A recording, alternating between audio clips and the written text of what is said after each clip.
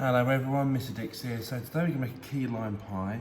Really simple, not many ingredients at all. We'll put ingredients on the picture beforehand, but nice and tangy. So the key lime bit, the key is actually from Florida. So they have great limes there, really kind of large and juicy. Impossible to get in the UK, so just get regular limes that come from different parts of the world. But it still works. So first of all, we're going to make the base. So the base is a packet of Hob Nobs. You could use, in America they use what's called a graham crackers, which are like a plain cracker, like a digestive. So you could use digestives, but obviously these are a bit oaty, a little bit different. So you could use these. You've got two ways of doing this. One is you put it into a sandwich bag, which I'm going to do. The other option is put it in the food processor. I'm just not doing a food processor purely because I think sometimes it's a bit of faff to have to clean it. And obviously with this, you can just throw it, straight in the bin. Okay, so there is the biscuits in the bag. What we're then going to do is melt, and that's 300 grams of biscuits. We're going to melt 150 grams of butter. Now, if ever you find yourself at a scale, it's easy to work out butter. So a standard block of butter, oops, there we go, is 250. And actually, if you peel it back a bit, there's little 50 lines, so you can see them there. All right, so you've got 50 grams, 100 grams, 150 grams, and then there's the other 100. So I want 150 grams, so I know, without measuring, that actually that's going to be correct. It could be 1 or 2 grams out, but nothing that actually is going to make any difference. So what I'm going to do is I'm going to crush these up. I'll show you in a second how to do that. But I'm going to melt the butter. So you can melt the butter in the microwave, put it in a bowl or a measuring jug and melt it in the microwave. Just keep every 10 seconds, take it out. The other method is simply put it in a saucepan and melt it over a low heat. The aim is to make it a liquid, not cooking it, you're just melting it to a liquid. So that's going to go on. Now with this, I've double bagged this because if you hit it too hard, what will happen is that the bag breaks and all the bits go everywhere. So literally got a double bag and gently give it a thump until it's all nice and crumbed, all right? So I'll show you how that looks in a second. Okay, so the biscuits are crushed, put them into a bowl, and then the butter's melted. So just to be really clear, you literally just want to melt it. If you kind of cook it too much, it will burn, and it will taste burnt, and then you would have to start again to affect the flavour. All right, so pour that in. See this kind of odd, kind of milky, so that's fine. That's just like the milk solids in the milk, so don't worry, in the butter, pardon me. Don't worry about that. So mix this in. And what you want to do is also coat all the crumb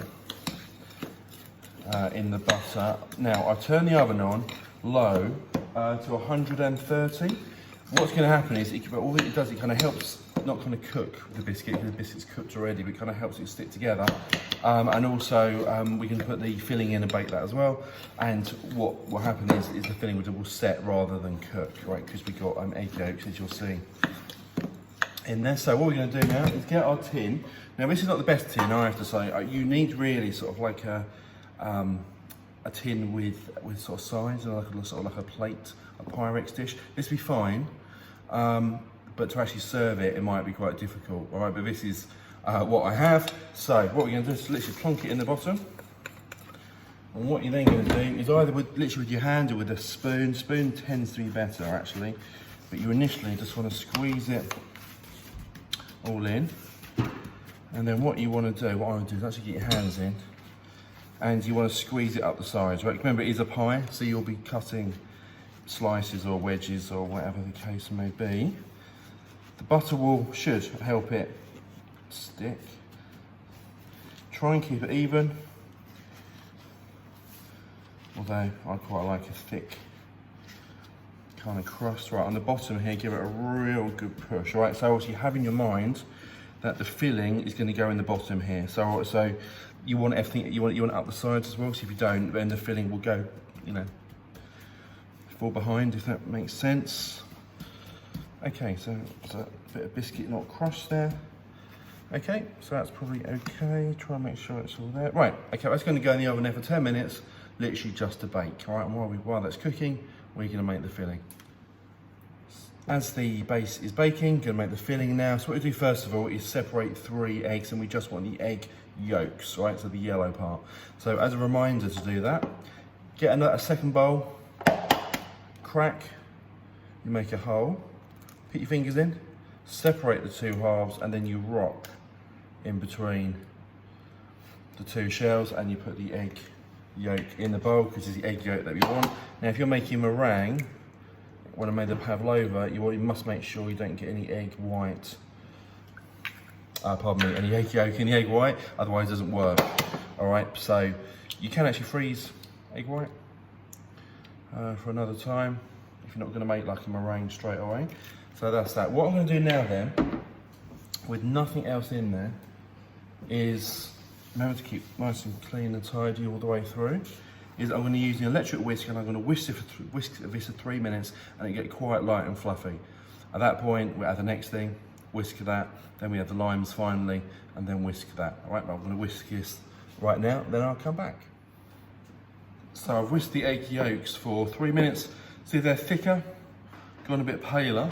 What I'm now going to do is add in 1 regular tin of condensed milk. Right, it's really thick. Use a scraper to get it all out, because most of it will stick to the tin otherwise. And what we're then going to do is we're going to whisk it again for another 3 minutes. I stress this is actually important. If you literally put everything together and then don't whisk it in between, it actually just doesn't work. You get sort of a, well, you get an unusual kind of mixture. All right, so it is really important. Okay, so we're going to whisk this now for 3 minutes. Okay, so now for the limes. So what we do is we're going to grate the limes first, or the skin off the limes, and then we're going to get the juice out.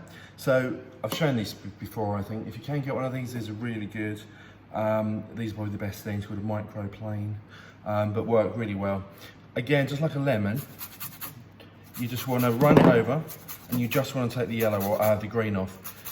If you go down to the white, it's going to taste bitter. All right, so don't get too pernickety about every single bit of green off, otherwise you'll be there till Christmas, and otherwise you'll find that it is actually just too much. But you do want, you know, most of it, essentially. Okay, so there's, right. So what comes out that. What you now need to do is juice a lime. Now, unlike a lemon, lemons you could just cut in half and squeeze.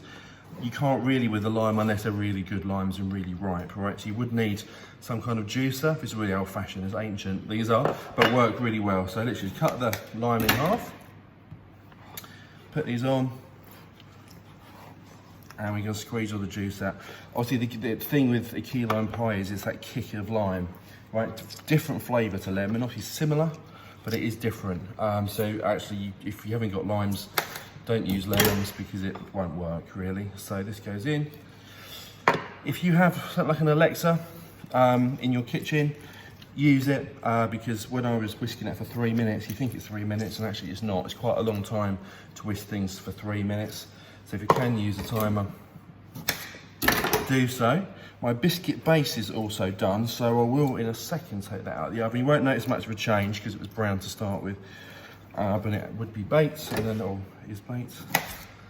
Then the last one, put this juice in. And then I'm actually going to start Alexa and a timer for 3 minutes. So Alexa, set timer for 3 minutes. 3 minutes, starting now. See you in 3 minutes. Alexa, stop. So there we go. So that's 9 minutes. 9 minutes in total. So 3 minutes for the egg yolks, then the evaporated milk, then the limes. Right, so my case is done, or the base is done. Done in the sense of it's set, so you won't notice too much difference. Obviously it's hot, but other than that, all we now do is we're going to put A into B. Let's pour this on.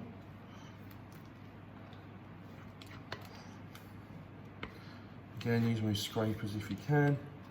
Now, so the oven is on 130, quite low actually, and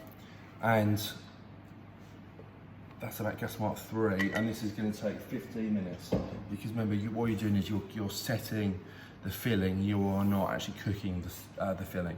All right, so 15 minutes, and then we'll be good. Okay, so after 15 minutes, it's set. But notice it isn't brown or anything, it literally is just set. What we're now going to do is allow that to cool down until it's just touch cold, and then that will go in the fridge for a while, 2-3 hours, until it's actually completely cold.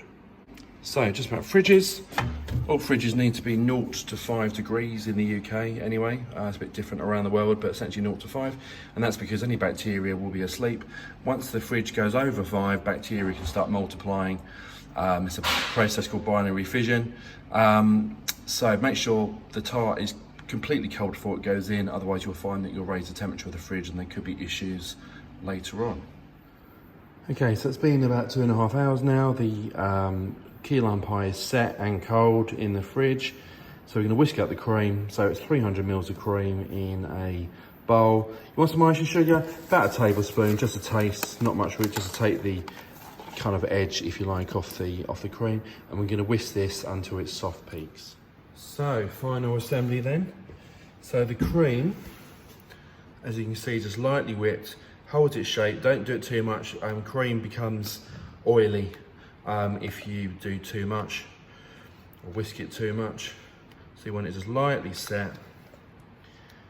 Right on there, just a nice little pile in the middle.